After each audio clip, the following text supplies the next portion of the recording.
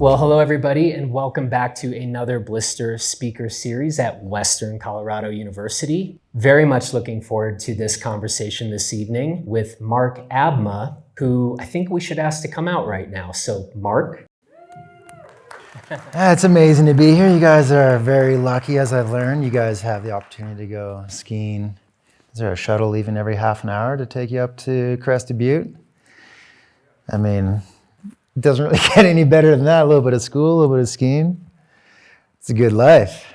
I have to say, for somebody who basically splits time between Whistler and Pemberton, there's been a whole lot of like, man, this valley is incredible coming out of you. And I haven't spent that much time between Whistler and Pemberton, but I was a little surprised because I was like, it seems like you guys have it pretty good in your neck of the woods. We do have it really, really good where we live.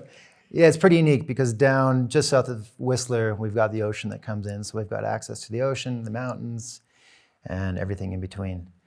But when I come here, especially this time of year, I mean, it's about as beautiful as it gets, really. It's with all the colors popping, the bike trails are in amazing shape.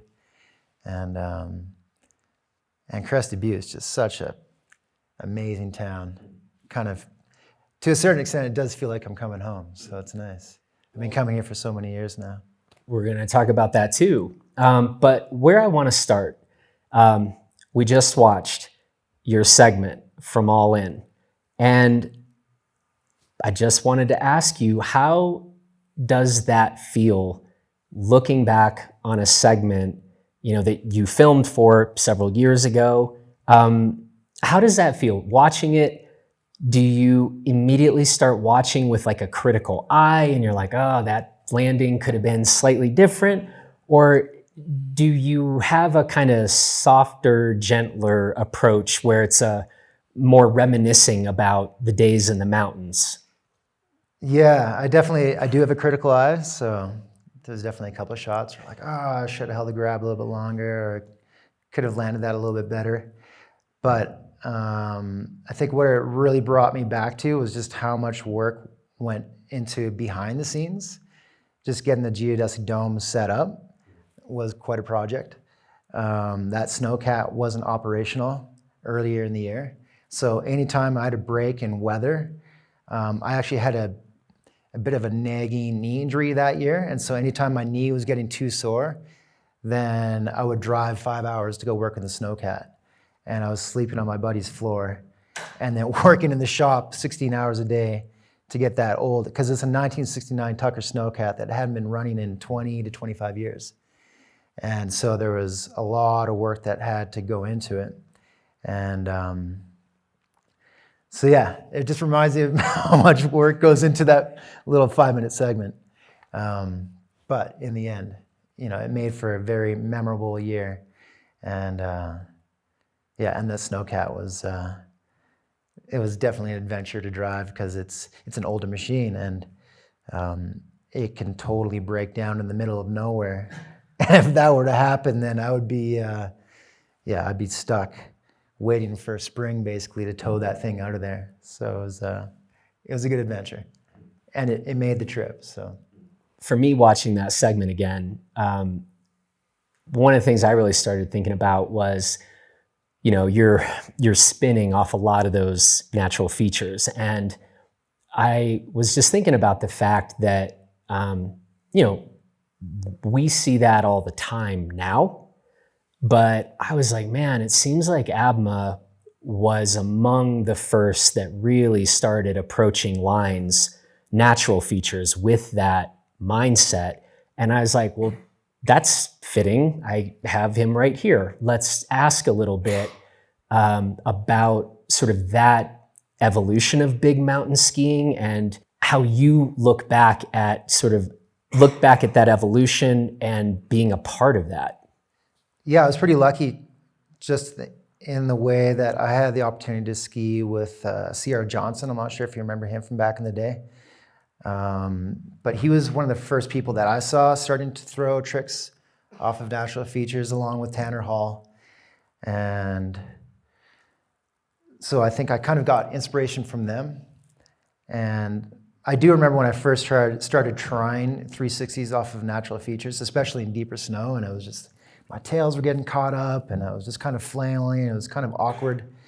And then eventually clicked for me that, oh, in deep snow, you need to have a good amount of speed on that takeoff so that you're floating and you're not trenching in that takeoff. And then as soon as I figured that out, then all of a sudden I kind of created a motto in my head where the 360 was the new straight air, because I was just straight airing off of cliffs for the longest time, and then eventually started wrapping my head around that. And then all of a sudden it's like, well, I could do a 3 off that, I could do a 3 off that. And then it started progressing to trying Misty 7s and Rodeo 7s off of other natural features. And some features just lend themselves better to certain tricks than others.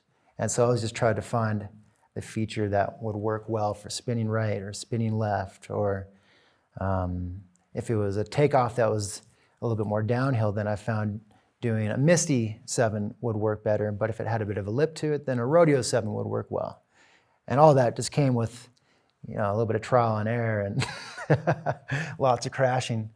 But and how much collaboration or, you know, comparing notes with other skiers was happening during that time? Or was it more like, nah, if you were out, you were kind of working on this on your own?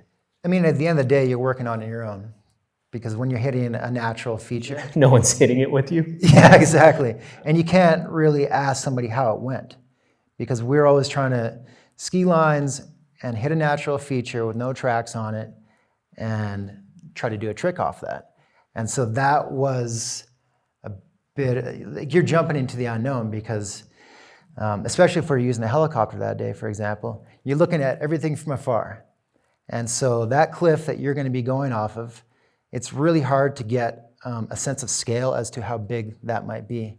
So it looks like it could be 20 feet, it might be 60 feet, or somewhere in between. And so it's really hard to know how much rotation to set, because you don't really know how big it is. Because you can't just ski down and go to the edge of the cliff and be like, oh, okay, yeah, now I know how big it is. You're starting at the top of the mountain.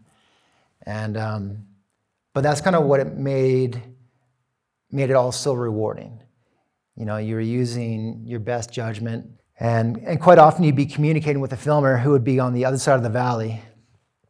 Because not until somebody's on the mountain can you all of a sudden say or see and recognize how big the whole face is. And so sometimes I would get on top and the filmer would know what cliff I was thinking about, and he'd be like, no, don't do that. That thing is way too big. And so there's always a lot of communication going back and forth.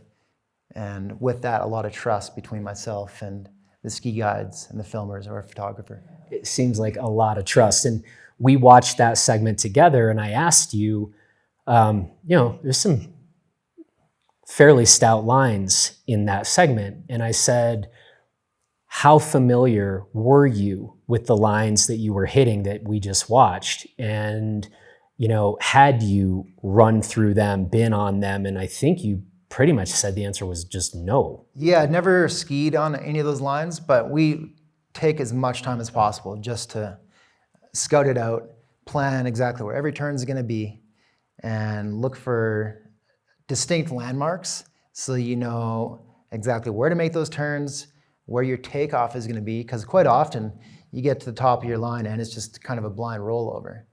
So then you're trying to find one landmark. So when you get to that point, then you can start looking for the next landmark. And sometimes the terrain can really be quite obvious, and then a lot of the times it's really challenging to know where to make those turns, or most importantly, where your exit area is going to be, because that's, you know, when you're going off of a bigger cliff, that's always where the most risk is. When I don't know what's happening down there, I just stop. But I mean, that's where when we, this is going to sound pretty funny, but like when I first started filming with Matchstick, people were still using Polaroids. Shane McConkey, for example, yeah.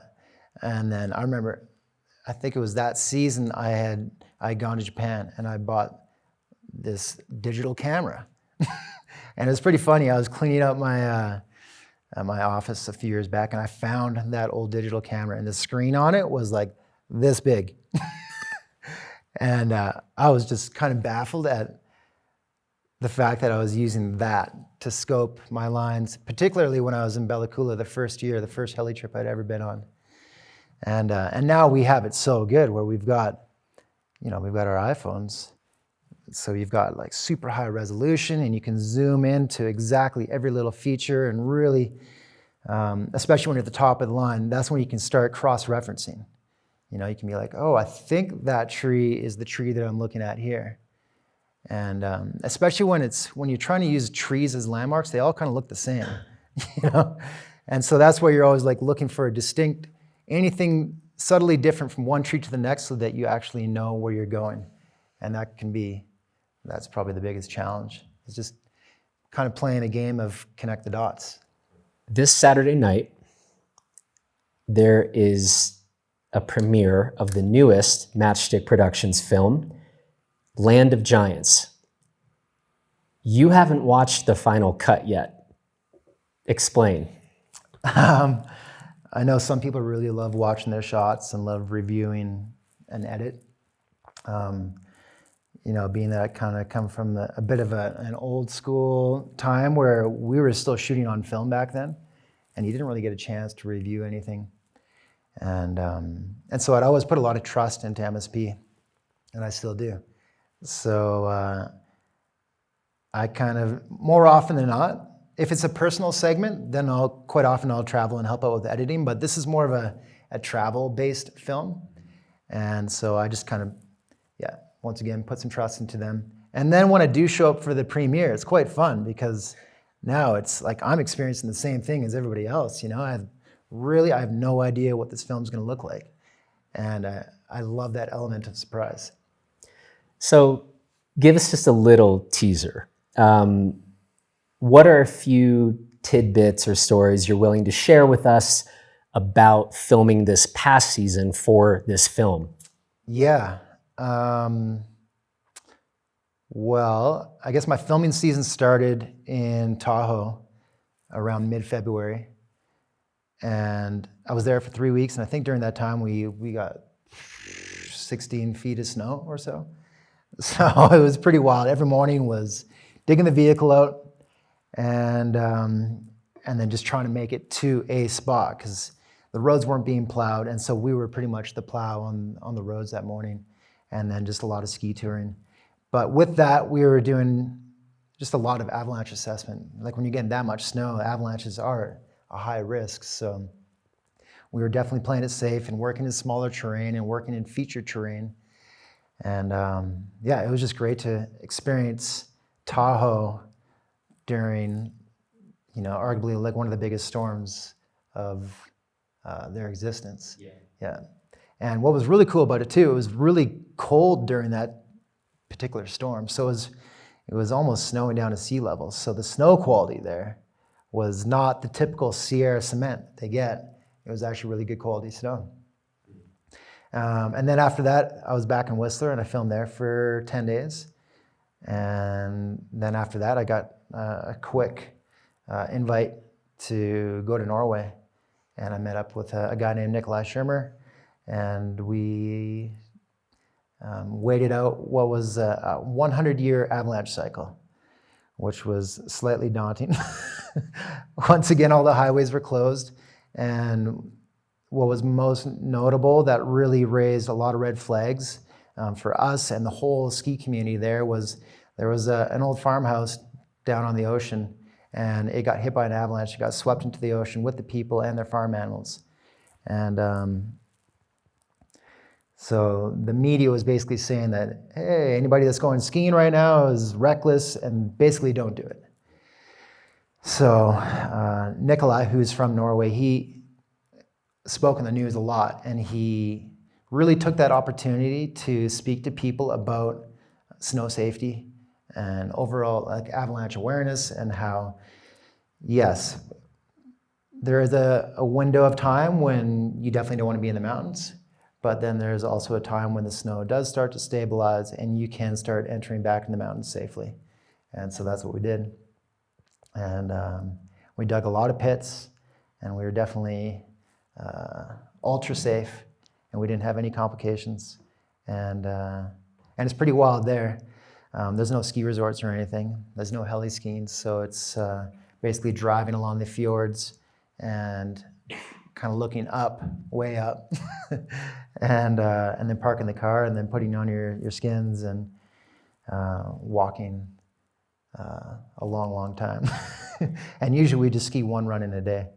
So it was a lot of pressure just to ski one run, or a lot of effort to ski one run as well.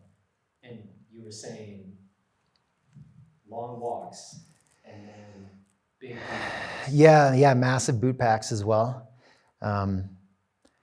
which I I don't mind boot packing at all. But when you're on a sustained slope for a really long time, there's more exposure. And my whole thing with skiing is that I usually try to get on and off a mountain as quick as possible, just to eliminate the risk as much as possible. But you really don't have that option when you're boot packing. You know, like you can only hike so fast. And so yeah, you just basically have to walk like from safe point to safe point and trust that the snowpack is going to hold in there. And then when you get to the top of the ridge tops, that once again, I just wasn't as comfortable as the people from Norway with like running along these knife edge ridge tops. And so these guys are like dancing along with their crampons and ice axes, and I'm just like gripped to the side of this mountain like a cat, you know? And so I definitely learned a lot from them just with how to walk around safely with crampons on rocks. And and they were just, they were good with me. They definitely showed me the ropes, and we did some gnarly down climbs. But at the end of the day, it was an incredibly magical experience. We had some beautiful sunsets over the ocean, and the northern lights came out, and kind of all that you would hope Norway to be. Yeah, and we went dog sledding, which was fun too. Yeah. So another notable thing about this new film, Land of Giants, this is your 20th matchstick film. Yeah. We got to talk about longevity. That's remarkable, right? And for those of you who have watched Mark's other segments, doing the stuff you're doing in the mountains, it's worth discussing. So what do you view as some of the reasons you've been able to enjoy this kind of longevity? I would say when I was younger, I got taught how to train properly, how to get my body in shape, kind of first and foremost, because you need to have that. I got taught how to visualize, and I think that's super important, whether you're learning a new trick or skiing a line. Going over it in your head over and over and over again, I think is super helpful. And then I think I learned kind of the hard way, just with how to find balance with skiing, so that skiing isn't everything. And you're not pushing yourself too hard too often, because I've seen it all too often with myself and others, that if you're going too hard too long and you're too focused on one thing, it can be a recipe for burnout. And so I think it's important to take some time for just skiing with your friends and having fun, or just having other things in life that you also enjoy. So you're not putting so much pressure on yourself for that one particular thing. And I think if you don't put too much pressure on yourself, then you're just having more fun. And I think if you're having fun out there, well, then you'll want to ski for the rest of your life. And for myself, I've kind of had this progression of like mogul skiing to slope, pipe, big air, backcountry jumps, big mountain, mountaineering. I've kind of had the opportunity to experience a lot of different types of skiing, so it's like really kept me interested and very passionate about skiing. And I think what was really interesting for me too was back in 2010, I tore my right ACL. And I was kind of lucky. I tore it in the spring. I was able to get surgery quite quickly. And so I was able to start skiing the next November, December. And I remember skiing down a Blue Square run, and I think we had just a few inches of new snow. And what I got to experience there was just the simplicity of skiing this smooth, silky surface that is powder with no risk. And I was like, wow, this is a sensation that I want to experience for the rest of my life. And I don't need to be jumping off big cliffs or whatever else it might be to enjoy skiing. I can like come back to the simplicity of this. And I want to do this for the rest of my life or as long as I can walk, you know? So I always try to remind myself of that, of just enjoying the simple things in skiing. And these days I'm like really enjoying groomers. You know, there's a lot to be said about like the essence of carving your ski on a groomer. And if it's a good groomer, it's super smooth and it's kind of the next best thing to POW. So yeah, there's just all these different avenues that we can explore to keep ourselves interested and passionate and keep the fun alive. I think one of the cool things that we've talked a little bit about is your kind of buildup and progression from ski season to ski season. And you're just talking about groomers, and you were saying to me that that's how you start your season, you know, when we're dealing with, you know, barely any snow on the ground or man-made snow or whatever, you are out there on groomers. And then talk about your approach from those early days of the season to when you're hitting film lines near the end of the year. Yeah. So around Whistler, and I would just imagine it's very similar here, Whistler, we have huge boulder fields that exist throughout most of the Alpine. And where there's not boulder fields, there's huge stumps. And so it takes a lot of snow to fill in all that terrain. And I've just seen it all too often where people are just coming out and they're just frothing, they're super stoked, and they want to start hitting things, and the next thing you know, they're clipping rocks and breaking legs or hitting stumps and breaking ankles. And so I really just try to reel it in and wait till there's enough snow on the ground to actually go out there and enjoy myself. And so before that time, I take a lot of time just to ski groomers and just get mileage on my legs. And for me, like so much of it is just is creating this mind-body connection. It takes me a while before I'm at that level of confidence where I can go ski a line and huck a trick off of a natural feature. And so I really give myself the time just to get to the point where my skis feel like an extension of myself. And I'm just feeling ultra comfortable on my skis. And so, yeah, I'll start with groomers until we get enough snow, and then I'll start kind of just slowly dabbling further and further beyond the lifts. And then with regards to filming, I usually try to start off with just skiing POW and skiing small pillows and doing smaller airs and kind of working myself up to the point where, because for us, March and April is kind of the time to film. That's when you get to ski bigger lines. And that's when you really want to have your confidence and your spidey senses and all your wits about you out there. And for myself, it takes that kind of build up to get myself to the point where I'm feeling comfortable when I'm standing on top of a mountain and I'm feeling it. Not to say that I'm not scared up there, but I can put the trust in myself that I'm going to be able to do what I'm setting out to do at that point. For some reason, that was one of the things that really stood out to me as we were talking earlier today. I think I had, and I won't generalize for everyone everywhere, but the way that you were sort of talking about building up that confidence each year. And I think part of me is like, you know, Mark's been doing this a long time. He's an incredibly versatile skier. He's participated in all these disciplines.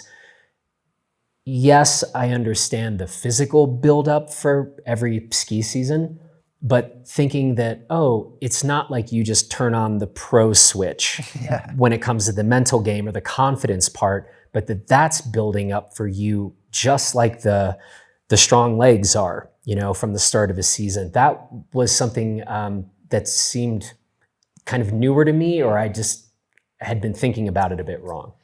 Yeah, I'd say to a certain extent, skiing is almost more mental than it is physical.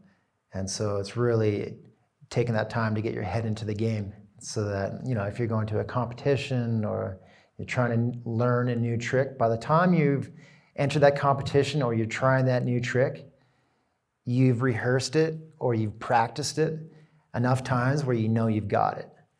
And for myself, I wouldn't describe myself as a naturally gifted athlete. I'm the guy that had to take a lot of hits to get there. And but I think you guys are so lucky now that you've got opportunities to learn new tricks, for example, at a place like Woodward. You know, like we definitely didn't have that. Like when we were learning tricks back in the day, we were jumping off cat tracks to flat landings. And but yeah, that all being said, I think just progression is the key for longevity, because I mean, your knees are only going to last so long. So take good care of them, take good care of your back, and if you're feeling an injury, you know, like get it looked at. Go to a physio. Go to somebody. Go to a doctor, and get it looked at. Because I've seen it all too often as well, where people they had a knee injury, but they weren't sure what it was, and they're like, "Yeah, every so often it like kind of gives out on me." I'm like, "You might have a torn ACL. You should probably go get it looked at." And it's like kind of funny, but it's not at all, because let's say you did tear your ACL and you decide you can keep skiing. An ACL isn't the worst injury you can have in your knee. You know, without having the stability of your ACL, it can lead to much worse injuries in your knee. So just stay on top of your bodies and listen to your body, and listen to your gut when you're skiing as well. That's another good one to bring up, just with regards to like knowing when to do something and when not to send it. You know, I think we have a lot of pressures around us to feel like we want to keep up with what our buddies are doing or what people are doing online or whatever. But at the end of the day, you got to like listen to your gut and to your brain and ask yourself, is this something I really want to do right now? And if it is, well then, you know, and you've assessed the situation and the environment and the landing and whatnot, well then yeah, that's the time. But if you're not quite feeling it or you're having some hesitancy, you don't have to do it that day. You do have tomorrow, you know? Yeah, and that's one of the things that we talked about too, is trying to change this culture, and maybe we'll generalize out to kind of mountain sports in general, where you have that injury or you had a bad landing or a bad crash. We got to get out of this thing we kind of do of not going to get checked out, because that is not a smart move at all for the long haul. Yep. And I still think that for many of us, it's like if you get back up, you're like, well, I'm back in standing, so let's just dust it off and keep going. And that's something that we've talked a lot about at Blister, and you just said it, but like if we could change that culture, that would be a good development for. Yeah, and if you ring your bell, you know, take a minute to assess that, or have a ski patrol assess you, or have a doctor assess you, because concussions in your brain is something you don't want to mess with. Yeah. So in All In, we see you with this dome and what I'm going to call alternative housing solutions, and energy. For anybody who knows you or has kind of followed your career, these are things that you are really passionate about now. And I'm curious, when did those things get onto your radar as interests and concerns, when you could have very easily just been doing your professional skier thing? Yeah. My dad, he used to install heating systems for greenhouses. Greenhouses are basically single pane glass. It's like the least efficient structure that you can try to heat. So being that he was putting the heating systems into it, he was always trying to make it as efficient as possible. So I think I kind of grew up with that. Not that I was really paying attention to it when I was a kid. And then at one point I met a guy that was driving his vehicle on vegetable oil. And I was like, what? You can do that? And so then I think that was kind of like a bit of a catalyst for myself. As soon as I started learning about running your vehicle on vegetable oil and being able to create your own fuel at home, because I was just going to restaurants, getting the old deep frying oil, bringing it back home, cleaning it, and then putting it in my truck. And I remember the first time, because you have to flick a switch on the dash that basically engages the pump to say, all right, you're driving on veg oil. And when I first flicked that switch, that just put the biggest smile on my face. I was like, wow, this is cool. And then I think from there, well, then you start learning about other renewable energies. And all of a sudden it's like, wow, can I live off grid? Can I create my own power? Like, why not stop at just creating my own fuel? Why not learn how to create a water wheel so I can power my house that way, or install solar or wind? And then it got into growing food. Like, I ripped out my front lawn and put a garden there, and I got some chickens, and I just kind of went, all in with trying to figure out how realistic it is to live that way. And so the dome was kind of an extension of that, because it allowed me to be able to buy this 450 square foot living space that was totally movable and transportable. And so all of a sudden you're like living in this smaller space that's circular, and you'd realize how little you need to live in that space. Like leave all the clutter behind and just get back to kind of like simpler living. It's funny because those days when you were first, talking about posting, running your vehicle on vegetable oil, you were kind of the out there dude. Totally. And now we're all like trying to catch up, and in a big way, right? Like, as housing prices have skyrocketed, as energy is a bigger and bigger concern every year, and pollution and the rest, it's so interesting when enough time goes by that the weirdo out there is like, nope, that was somebody who was thinking about these things, and not just thinking about it, but putting it into practice earlier, and kind of at the forefront of some of that. And we had a conversation recently with Zach Giffen, who is kind of at the forefront of the tiny house movement, and yet I was like, well, Mark's kind of been on that in his own path too, and I don't know, just interesting to see that, and maybe share a little bit more with what you've been working on, not just your own individual stuff, but from a community point of view, and some of the development you've been doing. Yeah, so I mean, the dome kind of opened up a whole new realm for me, and just kind of understanding living in a smaller space. And to buy one of these domes, you can buy one for $10,000. And so with regards to like buying a livable structure for $10,000, I was like, wow, this is pretty achievable for a lot of people. Yeah. And then through that, I kind of learned the hard way with some cold nights in there, not producing enough solar power. So just starting to learn more about what it actually takes to heat that space, what it takes to power that space, how much power you can use. And it's so fun when you're living on solar, because you're watching the amount of solar power that you're producing. Like every hour I'm checking in, I'm like, how are we doing now? How are we doing now? Oh, there's a cloud coming. And as soon as you see a cloud pass by your solar panels, it's like, and she drops down. And so then with that, you're like monitoring how much energy you're using. So for me, I'm like charging tools, running a fridge, lights, etc. So it really gets you in tune with how much, your whole living environment, because now all of a sudden you're paying attention to the wind, and you're paying attention to the sun, you're paying attention to when it rains, because it all comes back to how you're living in that moment.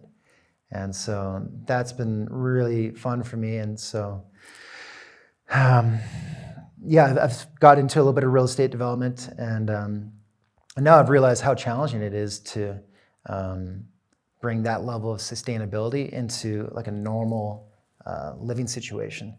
And it's still something I'm trying to wrap my head around because, as to what Zach Giffen was bringing up, there's a lot of limitations when it comes to zoning bylaws and then building codes. And I think it is evolving right now, and there are changes happening that's going to make it easier for us to potentially live in a smaller space or live in a more efficient space. For the longest while, you weren't allowed to use a compostable toilet, whereas now you can do that. And so that can be like a huge amount of savings with regards to the home that you want to live in. And now we have so many different materials that we can now build a home of. We've got 3D printed homes that are coming down the line. They're building them in Canada right now. Like a dome or a yurt. There's really, it's a minimal amount of material, and so in turn they're quite affordable. I just went and visited a home in Revelstoke last month, and they're using a concrete made out of hemp for their wall system, and it's flame proof, it's mold proof, rodent resistant, and it's got a really high insulation value. So this is another example of another alternative with how we can build moving forward into the future here. So, and I do believe that our solar panels are getting better, and I don't know, I just, like every day I seem to read about more and more developments with regards to energy production. Hydrogen being like the latest one that I've been reading a lot on. Yeah, it's cool. I mean, things can't stay the same, right? Yeah. They can't. And so cool to see what's coming and the developments. And one of the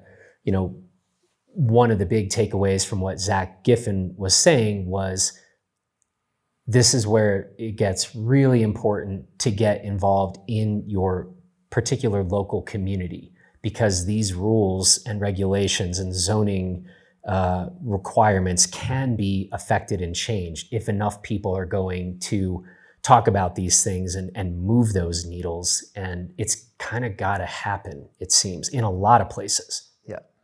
Yeah, because I'm sure, as most people are aware, mountain towns are not cheap to live in. And so I think for like a younger generation, it's like, can you imagine buying a house for $1.5 million, $2.5 million? I mean, that's pretty daunting for most anyone, But if we can start looking at smaller and more efficient housing solutions, then all of a sudden it's like, well, maybe I can start with that and kind of work my way up, as opposed to not ever being able to do it. So, and I think to your point, what Zach was saying is that every county is different, every state is different. And so if you guys feel like you have a great idea, get a crew together and go share your ideas. And more often than not, they will listen. It might take a little while, but yeah, I think it's a worthy effort. We've got a number of college students here, and I wanted to see if you had any particular advice to people who are in a spot where they will soon be thinking about life after college. And, there are a number of paths available out there. And what advice would you have to somebody just trying to figure it out? And should I go left or right, or stay in this state, go to a different state, move to a different country? How do you approach or how have you approached big life decisions like that? Yeah, I've definitely lived my life kind of following my heart, and in turn following my passion, hence skiing. I've been really lucky to be able to pursue this passion for a very long time, but at a time, 2010, 2011, where I tore one ACL then the next. And so all of a sudden I was like, maybe I won't be skiing too much longer. And so that really forced me to rethink what my next steps were going to be. And it took me a couple of years as to, figuring out what was going to be my next passion in life. And during that same time, I was playing around with veggie oil and solar and different building methodologies. And so I was like, well, maybe I'll start getting into doing some development. And so that's kind of led me down that path. So I would just recommend or suggest that you find what you're very interested and passionate about. Because I think to do anything well, you want to have a lot of energy and you want to have a lot of stoke for what you're doing. Because I think when you have that, that is what leads to like innovation and new ideas. And I think when that's happening, you're in a creative space. And I think that's kind of what we need these days. We need new creative ideas to see this world continue to move forward in a better way. And what's great about when you're in that space, like all of a sudden, it's kind of a cheesy saying, but like the world is your oyster. Like there's really so many different opportunities out there. And we were talking about it just a while back about how like our grandparents, they pretty much just had one job most of their life. These days, most of us are going to have 3 to 5 different jobs. So I think it's just important to remember that it's not kind of a be-all, end-all, that we really have to remain passionate and stoked and driven and creative and just, find what it is that keeps you up at night. You know, like, what are you thinking about as you're trying to go to sleep? What ideas do you have circulating in your head? And because I find quite often those are the things that you're really passionate about, you know, whether it is skiing or engineering, whatever it may be. And I think those are the people that really create change in the world. Questions? So Mark, I noticed you like to spin a lot in your segments, but I was wondering why you didn't go upside down. Great question. Yeah, I'd say I got more into like the flat spins than backflips. And I'd say I got into like the whack flips, but not quite the back flips. You know, I never got into front flips. Like my body, for me, it is a tough one to spot. Some people are really great at it. But I guess at some point you have to realize what you're good at and not so good at, if that makes any sense. Like I would say I was okay at backflips, but I wasn't great at them. So hence it was always kind of like a crooked backflip. And like I did spend a lot of time training back mutes and whatnot on water ramps and trampoline and whatnot. But I guess for me, it always just felt more natural to spin left or right.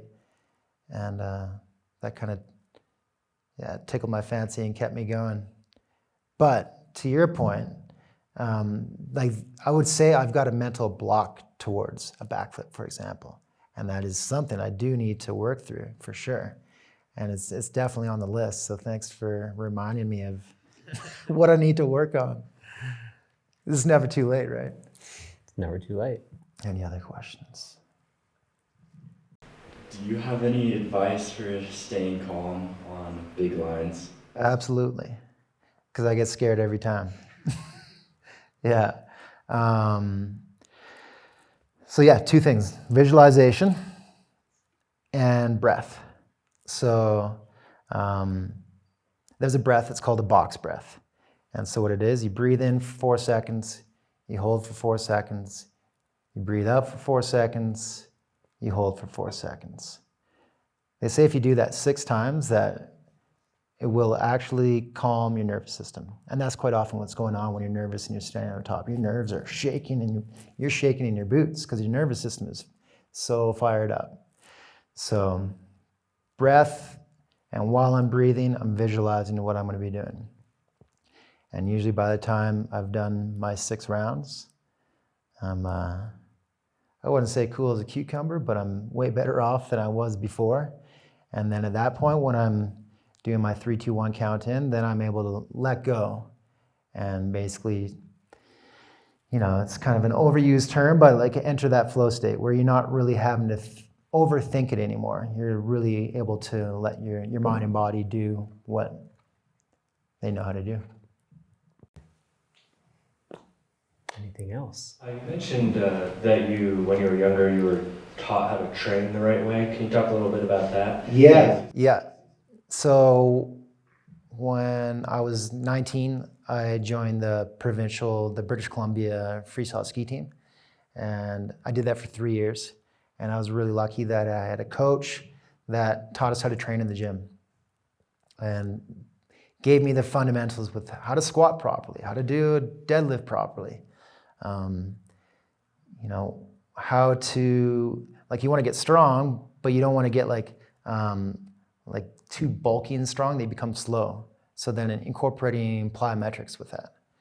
And it's been kind of cool because that was quite a long time ago for me.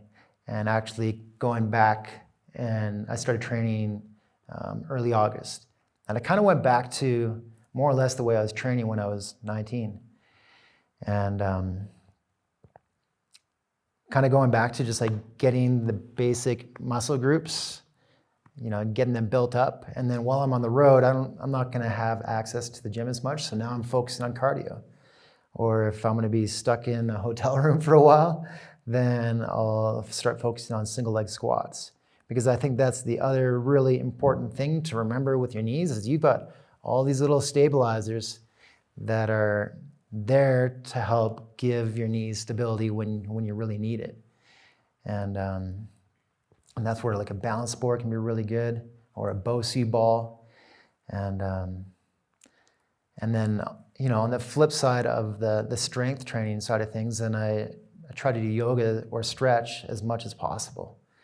Because that's the other thing is like, yeah, you can be strong, but if your muscles are getting too tight or your ligaments are getting too tight, then they're kind of like, old rubber bands that are just ready to go. So you really need to, balance everything out and stay flexible, especially if you want to grab, Yeah. So, because I've had a friend that was actually too flexible to the point where he was, having a lot of injuries because of that. And then I've known of people that are too strong. So it is a kind of a fine line and a balance of trying to figure out, first off, like what your body type is and what you want your style to look like. But at the end of the day, it's, you want to try to ski as long as possible for, like I was saying, as long as you can walk or, as long as you want to live. I'm hoping to live into my late 90s or early 100s, and I hope to be skiing all the way through to that time. Mark, you talked a lot about, like, in Land of Giants, how you were traveling between a lot of different mountain ranges. Yeah. How does your approach to, like, lines but also snow safety change based on the mountain ranges? What's your thought process there? I definitely rely on local knowledge as much as possible. When we were in California, we had great communication with the ski patrols from Sugar Bowl. And these days we're so lucky. We've got amazing avalanche forecasts in most regions where there's a lot of skiing. And I would say quite often it's pretty reliable. You can get like a pretty good idea of what's going on. When we were in California, I was there before the storm started. So during that 3 weeks, we were really able to keep an eye on things. And then if you're in doubt of the snowpack, or when we were in doubt, we just stuck to like micro terrain. So even if it were to have popped, or if we had a small avalanche, you could, it wasn't going to be like catastrophic. And it's something I learned with doing an Avalanche 2 course, and it's really learning how to navigate mountains. Despite the conditions, there's always a safe way to get around. So, and I really try to just incorporate that practice as much as possible. So we're pretty lucky, like when we're filming, we're always looking for features. So like a pillow line, it's very broken terrain, so it can't propagate into a big avalanche because there just isn't that mass of the slope around you. And then some days you just shut her down. Like if it's really that bad, which, I mean, there are those days, then you just stay at home or go to the ski resort and keep it chill, In Norway, it was once again, local knowledge. Hanging out with Nikolai Schirmer and those guys, they were all, that's where they've grown up, and they've got good communication with other ski guides in that area that are spending a lot of time in the mountains. So it's like a lot of it is just, having your feet and your skis on the ground and just communicating with as many people as possible and just sharing knowledge. Around Whistler, we've got a lot of different avalanche forecasts, because there's heli skiing there, there's ski touring operations, there's cat skiing, there's the resorts, and especially with all the heli skiing operations around there, they're covering a lot of ground, and they're seeing all aspects, all elevations. And so all that information goes back to the avalanche forecast every single day, every single night. So when we wake up in the morning, we've got an app through BC Avalanche. And so that's just a part of my morning routine, is checking that. And actually, social media is another great one as well. If anybody sees anything prevalent, then they're posting that and sharing that, and it kind of spreads like wildfire. So, Hey man, it's really cool to have you here and to share this perspective of yours, and to get to hear from somebody who's been doing it at a high level for quite a while now. And so thanks for being here, and can't wait to see you back here, for your 21st film. yeah, thanks so much for having me, and thanks for coming out, guys. It was nice to meet you all.